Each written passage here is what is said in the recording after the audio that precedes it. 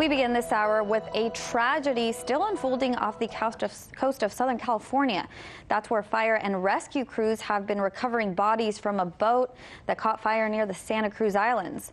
These islands are just 32 miles from Ventura County and a popular spot for divers. RT's Natasha Sweatte joins us live from our Los Angeles studio. Natasha, what do we know so far?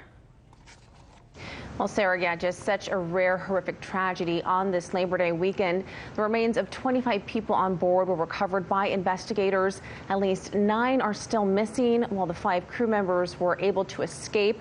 Now take a listen to the distress call made by the captain. I can't breathe. 29 POV. What? You just heard the captain of the Conception call into the Coast Guard after waking up to a massive boat fire around 3:30 a.m. Monday just east of Santa Cruz Island. The 75-foot vessel was carrying 33 passengers and 5 crew members. 34 of the 39 aboard the boat were reportedly sleeping below the deck when the fire broke out. And in the distress call to the Coast Guard, dispatch was asking the captain if he could unlock the lower deck so the passengers could escape. The majority of the people were the passengers on the ship, and the sleeping compartment was on the bottom deck of the ship, so they would have been sound asleep when this fire started. So you can imagine that of all scenarios, to be in a remote location, have a fire that occurs, have limited, if any, firefighting capabilities that could address that, and then to have all of a sudden a fire that spread very, very rapidly, you couldn't ask for a worse situation. The captain and 4 crew members jumped in the water and were rescued by a Good Samaritan with a boat called the Grape Escape.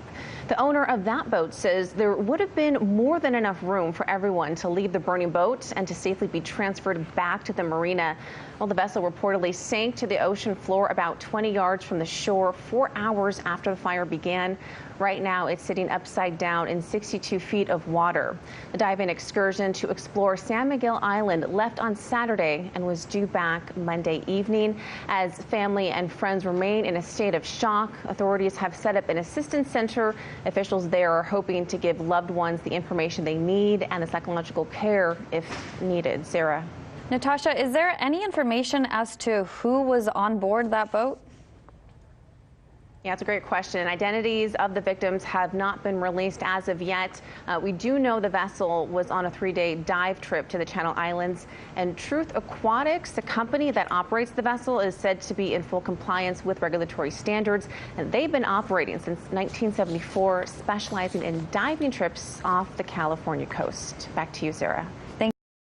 Hey YouTube, thanks for checking out our channel. We hope you enjoyed the video. We have tons of content for you just like this. For more of RT America's one-of-a-kind news and analysis, be sure to subscribe and never stop questioning more.